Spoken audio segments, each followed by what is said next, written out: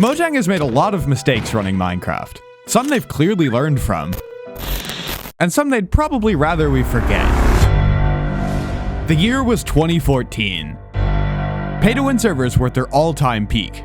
And while pay-to-win technically was already banned, it wasn't really enforced. Until it was. All of a sudden, Mojang gave servers a deadline. If there were still pay-to-win products by August 1st, their servers would be blacklisted. This gave servers about a month and a half. Immediately, the community erupted with outrage. Which may sound weird, but it wasn't unjustified. This was abrupt, even if the motivation behind it was good. Plus, banning pay-to-win completely, even on non-competitive games? It seems a little overkill. I mean, to me, the real issue was always just the gambling loot boxes. Server owners felt their businesses were threatened, and a Save Minecraft hashtag blew up on Twitter. But despite the enormous backlash, Mojang doubled down. Notch eventually chimed in. Apparently this was motivated by parents contacting Mojang because they found out their kids spent hundreds of dollars on servers. No, please don't email Mojang. I'm gonna do it. No! And as the deadline got closer, many servers were forced to replace their ludicrously expensive pay-to-win products with cosmetic ones. Now, Mojang's communication was pretty shit here. Players and server owners felt betrayed. Misinformation was rampant, and while this did push server monetization away from how absolutely predatory it was before, this went down in history as Mojang's first big mistake. But it indirectly led to one that was so much worse. The most controversial update of all time. The pay-to-win drama was the final straw for Notch. Anyone want to buy my share of Mojang so I can move on with my life? Getting hate for trying to do the right thing is not my gig. Then, as I'm sure you know, Notch sold Minecraft to Microsoft. Up until this point, Notch's strategy of just posting his every unfiltered thought on Twitter was actually pretty good. Mojang and Notch stayed in touch with the community because they were constantly interacting, and turns out it's actually really easy to handle controversies when you're just 100% honest. So glad we get to experience the inside of his brain. But with Microsoft taking the helm, this would all change overnight. Directly after the acquisition, there was a huge gap in updates. Most of that time was spent restructuring Mojang and making internal codebase improvements. But this also meant Mojang's era of complete and utter transparency with the community was over. Plus, with Notch gone, Microsoft would have to relearn how to run Mojang from scratch. Now's probably a good time to mention that I don't presume to know the internal goings-on at Mojang. This is just my best educated guess. Anyway, after this huge gap in updates is when Mojang made their biggest mistake of all time. Minecraft 1.9 fundamentally changed Minecraft's combat forever. It added attack cooldowns, dual wielding, shields, overall moving away from spam click combat. But a lot of people really liked spam click combat, me included! It seemed like Mojang's new management completely missed the mark with what the community actually wanted. Fucking idiots. There was immediate backlash, and basically all of the major PvP servers never updated past 1.8. Genuinely, a majority of players at the time believed it ruined PvP. Obviously, it's grown on some people, but the combat update was so controversial that to this day, it still hasn't been implemented on Bedrock Edition. Jeb released several experimental snapshots trying to address the combat backlash, but by this point, I'm guessing the rest of Mojang didn't want to touch combat with a 30-foot pole, so they never got implemented. The combat update wasn't just controversial, it tangibly damaged and split the Minecraft community. And Mojang knew this could never happen again. So, they implemented a very high quality bar, tons of review processes, rigorous testing, but they somewhat overcorrected, because the next few updates were sparse. Let me go through every single feature added in 1.10. So there's fossils, there's obviously bone blocks with that, magma blocks, red nether bricks, nether wart blocks, structure voids, husks, strays, polar bears. By the way, these two weren't even properly added. Like, there's no spawn eggs for them yet. There's also /teleport, which is like not much either. And finally, auto jump, which everyone famously loves. So, husks, strays, red nether brick, and /teleport are all reskins of existing features. Netherwart blocks and polar bears were absolute nothing burgers, and magma blocks and auto jump were arguably disliked at the time, if anything. So, the only worthwhile features here are literally just like the structure voids if you happen to be into making maps, and then fossils. The wiki even says it's tied with 1.1 for the least development snapshots, which just proves how inconsequential it is in my eyes. What a bad update. I believe it's because new content was so heavily scrutinized that everything they suggested was either not allowed or made incredibly safe. This pattern continued until 2017.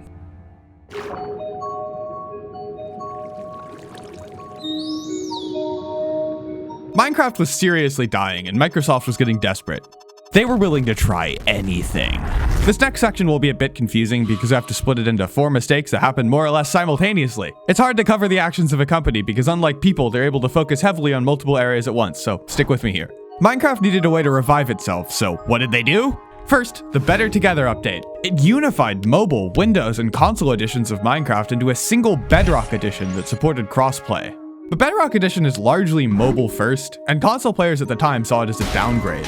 There's a reason Legacy Console Edition has such a cult following. Bedrock was, and still kind of is, very buggy, and there were a ton of other console-specific issues people ran into. Bad controls on gamepads, lack of features from the old version, worse performance, their DLC not carrying over. It was a rough start. But Mojang addressed many of these issues over time. So ultimately, was unionizing the editions a good or bad decision? I'd lean towards good. I think having one version across platforms is kind of a basic necessity. The only reason I put this in the video is because it was a controversial decision, but honestly, I think they made the right choice. Ideally, Bedrock and Java would be one version too, but that obviously can't happen, at least not yet. This next mistake, on the other hand, was absolutely not the right choice. At E3 2017, Mojang announced the Super Duper Graphics Pack, which is essentially realistic shaders for Bedrock Edition on consoles. People were excited, but that excitement soon turned to frustration. It missed its release targets, got delayed, and eventually got cancelled in 2019 for being too technically demanding. This hurt player trust, and Mojang ultimately learned not to hype things up before they're in a 100% guarantee. Number 3. When parrots were first added, they were tamed using cookies. But a Redditor epically said that would kill parrots in real life. Millions of kids play Minecraft. It's not hard to imagine one of them feeding their pet parrot a cookie they got at Panera. So Mojang, recognizing the Reddit post kinda had a point, changed it to seeds. And not wanting to leave any ambiguity, they even made cookies kill parrots in the game. It seems the lesson they took away from this was don't make Minecraft animals eat things that are toxic in real life. Neat. Let's check back on that later. And the 4th and final mistake, the mob vote. The goal from the start was more community engagement. And to be fair, it did accomplish that, but it also had a lot of problems. For one, the first few winners were underwhelming or flat out annoying, not at all what people thought they voted for. The format also inherently leads to more players being disappointed than happy. If only one of the 3 mobs can win, the majority of people are going to be disappointed. It also leads to infighting and glimpses of cool mobs we could hypothetically get, but never will. Once again, I'll check back on this later too. Overall, these mistakes are pretty chill. So, to recap, since buying Minecraft, Microsoft has made some mistakes, but these mistakes have taught them a lot. To have a very high quality bar, but not so high that nothing gets done. To not hype things up until there's a guarantee, and obviously, they learned a lot about what their community actually wants in the first place. But there was a problem. Learning from your mistakes is great, but Minecraft was still dead. So using these core tenets, they adapted, and it really showed in the next couple updates.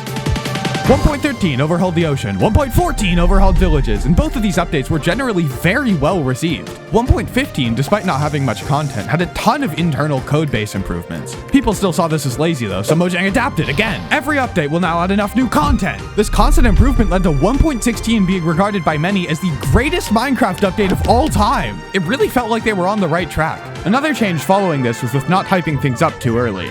They gradually announced less and less initially and let more and more of the features be revealed in subsequent snapshots, which honestly kinda worked. But now, Minecraft is at another crossroads. Mojang has made 7 other massive mistakes since then, and it remains to be seen if they'll successfully learn from them. And if you're enjoying this video so far, I'd really appreciate if you subscribed. That way you might actually see one of my videos again instead of YouTube burying my channel for all eternity. The first mistake is this. Minecraft's older features are becoming out of place. There's a lot of examples I could give, but I value being concise. So I'll focus on a few. Durability was added to Minecraft when the hardest item to get was a diamond chestplate. But over the years, with more enchantments and the addition of netherite, max gear is no longer a 30-minute task. So it doesn't really make sense for items to just randomly break. But durability is so iconic, Mojang can't just remove it. So they had to find a workaround. They added mending. Initially, mending was just a rare drop from fishing, so it was powerful, but it was very hard to get. Then, later on, presumably a different developer, in fact we can near guarantee it, added it as a trade that you could get from villagers, and then another update yet made it easier to refresh those villager trades so you could try over and over and over again to get it until you had mending tradable, and then there were all of the discounts that came as part of that update, making mending very obtainable for cheap. Quite frankly, even if this is a little bit clunky, I don't mind this system. If you like durability, you're free to not get mending. The rest of us can get it relatively easily. But Mojang still saw this as broken. So they added an experimental feature. Villager trade rebalancing. This means that villager trades would be less OP, but also certain trades would be locked to specific biomes. I can see the thought process. This means people would have to travel more, and it makes enchanted books generally harder to get. But frankly, dealing with setting up a villager trading hall is already more work than I ever feel like doing in a playthrough. Then if I also have to look up on the wiki to see which biome my librarian needs to be in, I'm just never actually gonna do it. I guess my biggest issue is that it just seems kind of arbitrary and also overly wiki reliant. This is an ongoing thing. Mojang needs to find a way to address this and many of the other old features that have become out of place. Like the inventory system. It's tiny, especially with the sheer variety of bullshit you'll pick up during an average playthrough. There's no way to sort it, and you lose all of the items when you die. Again, this was fine back when the hardest things to get were diamond armor, but these days it can end entire playthroughs. You'd be shocked at how many people play with keep inventory on. I know I do. I'm not saying they should just immediately stop items dropping on death. I don't think that's the right solution, but they need to figure something out. Potions are also very out of place now. Most of them are way too short or expensive to be useful, and it's super confusing to figure out how to brew them in the first place. These old systems aren't so much mistakes as challenges Mojang needs to find a way to approach. But either way, they need to find a way to make these older features mesh better with the new. That was a long tangent, so here's a title card to remind you what section this was. Remember when I talked about how Mojang learned to not make Minecraft animals eat things that are toxic in real life? Well, I think they took that too far. Fireflies were planned in the 1.19 update as a food source for the new frogs. But once again, the community pointed out that fireflies are toxic to frogs in real life. So instead of making it so frogs don't eat fireflies, they removed them entirely! Frogs eat tiny slimes instead, along with magma cubes, which makes them spawn froglights. It seems like the bigger reason for removing fireflies was that without that primary function as frog food, the scope is just too small to be worth adding.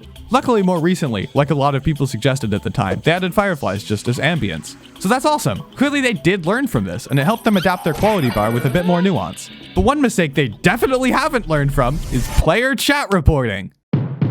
This was an astronomically stupid decision. Their stated reason was to prevent grooming and harassment in multiplayer, but it was not limited to that. Even if a Minecraft server allowed something, someone could report that player to Mojang and potentially get their account banned from multiplayer completely. They probably did it to prevent bad press and because of pressure from Microsoft to make Minecraft more family friendly. Which sucks, because Microsoft still seems to think it's mostly a kid's game, when the average player is in their mid-20s! I actually have a whole video about that if you're interested. I guess they did it for corporate reasons, but still, a terrible decision. Okay, have I freaked out enough yet? That's maybe what I would have said when it was first added, but now that it's actually been in the game, we can see how it's gone. Chat reporting has impacted basically nothing. Bedrock and Realms already had pretty built-in chat moderation, so chat reporting was mostly targeted at Java servers. But all of the Java servers just bypassed it anyway. The system was implemented terribly and communicated even worse, but ultimately didn't end up really mattering. It's also worth noting that they specifically say they won't ban people for swearing through the system. To recap so far, Minecraft's older features like durability have started to get out of place, and chat reporting was way too overblown. But on the bright side, they did a pretty good job listening to feedback on Fireflies. So okay, this was a lot of information, but let's get back to it. Mistake 4. Snapshot 25W02A. It removed a long-standing glitch that allowed players to move 2% faster diagonally and 41% faster when crouching. This broke a bunch of parkour maps, ruined diagonal crouch bridging, and made strafing a lot less useful in PvP. It even completely obliterated reverse diagonal ladder clutching. This was outrageous and preposterous. While this movement stuff was a bug to begin with, it wasn't really a bug that mattered. People just saw it as part of the game. Luckily, this change was reverted pretty quickly. But the same can't be said for a different snapshot that pissed off every Redstoner ever. First, Mojang attempted to eliminate directionality in Redstone contraptions. Before this, a lot of Redstone builds would only work while facing a certain direction. This may seem a bit archaic, but it was reliable. After this change, it's picked at random. Overall, this one's not that big of a deal though, or so I'm told. Probably gonna have to pin some corrections on this. There are also two big changes to minecarts that affected Redstone. First, it's no longer possible to stack multiple minecarts on a single rail. Second, minecarts now snap to the center of blocks, making it way harder to align them precisely. But finally, the biggest change in the update, they nerfed quasi-connectivity.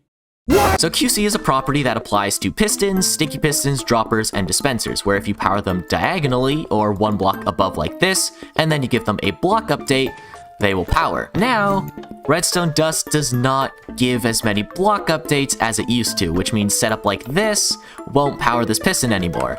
or setups like this, or setups like this, or setups like this. With all these changes, none of these builds will work anymore. I think this update happened because Microsoft values accessibility over the competitive scenes, so they got rid of unintuitive mechanics despite them being the basis for entire communities. This goes back to them seeing Minecraft as first and foremost a game for kids. So from that perspective, I guess it makes sense. These changes are still experimental, so it remains to be seen if they'll be made the default. But Mojang's response to the criticism has also been very subpar. Just fix your stuff. Which is a crazy thing to say because a lot of stuff just isn't possible anymore. Although it does appear they have made some progress and improved their minecart changes. I'm not a redstoner, but I do think removing complexity isn't necessarily a good thing. And in this case, it only seems to lower the skill ceiling rather than the skill floor. Again, my brain is way too small to understand this, so I will pin corrections if I get something wrong here. Anyway, mistake 6. Remember mob votes and how they had a lot of problems? Another big issue with mob votes was the short voting windows that didn't properly accommodate all the time zones. And once it did accommodate all the time zones, the English community called it rigged! When the armadillo beat the crab in the most recent vote, everyone was shocked because public opinion seemed so heavily in favor of the crab. But honestly, I think the most likely explanation is just that since this was the first time the voting window was more than 24 hours, it gave people in other time zones more time to vote. Now, I could be wrong, but I would imagine a lot more non-English speaking votes were included, and this led to English speakers feeling alienated by the results and not even knowing what happened. Overall though, people were just tired of the vote in general. This came to a head when my goat Jet Starfish made a video calling on Mojang to stop the vote. This was a year before the armadillo disaster, but Jet also made another follow-up video on the mob vote after the armadillo vote, further turning public opinion against it as a whole. And eventually, probably unrelated, Mojang finally decided to cancel it. And then Jet made this bad tweet saying my job here is done before quitting YouTube. Through this, Mojang learned that uniting their community by making updates people genuinely like is more important than engagement. So they're gonna add new mobs just without the vote. And then, the final mistake of this video. Remember how they learned not to overpromise things before they were a guarantee? And they started announcing less and putting it all in snapshots? I think they've kind of overcorrected that. In the same breath as stopping the mob vote, Mojang announced they'd replace yearly updates with smaller game drops. This may not seem like a big deal, and it kind of isn't, but I do think it leads to less hype. The game drop trailers are nowhere near as highly viewed as the proper updates, which pretty much I think proves my point. Nearly everything in life follows this pattern. You do one thing, you find a problem with it, so you overcorrect until eventually you find the sweet spot. And I have a lot of hope that Mojang is still going to find a balance between hyping up and more frequent updates. That's actually got to be the nerdiest thing I've ever said. Microsoft has learned a lot since they bought Mojang. They've made a ton of mistakes, but they're clearly making progress and adapting based on each of them. Although they do still think we're 7.